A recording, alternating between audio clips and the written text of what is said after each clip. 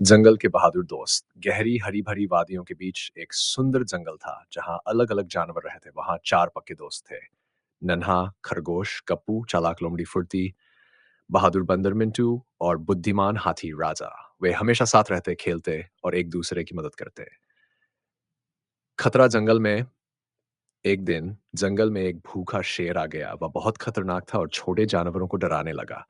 खरगोश गप्पू और लोमड़ी फुर्ती डर गए, लेकिन हाथी ही राजा ने उन्हें भरोसा दिलाया, डरो मत, हम सब मिलकर इसका सामना करेंगे।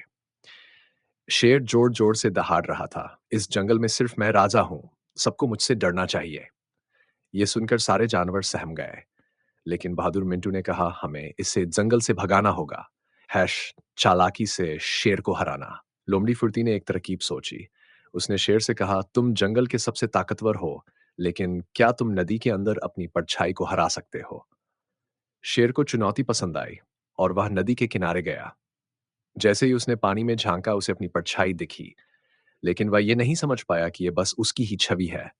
उसे लगा कि पानी में एक और शेर है जो उसे घूर रहा है। गुस्से में शेर ने जोर से दहाड़ मारी और पानी में कूद पड़ा, मगर नदी गहरी थी और वहां से निकलना मुश्किल था।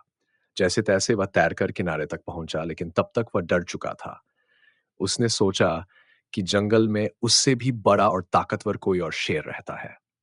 डरकर वह भाग खड़ा हुआ और फिर कभी जंगल में नहीं लौटा। जंगल में खुशी। शेर के भागते ही सारे जानवर खुशी से उछलने लगे।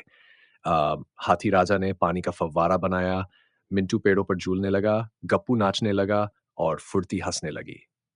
जंगल फिर से सुरक्षित और खुशहाल हो गया। सीख इस कहानी से हमें यह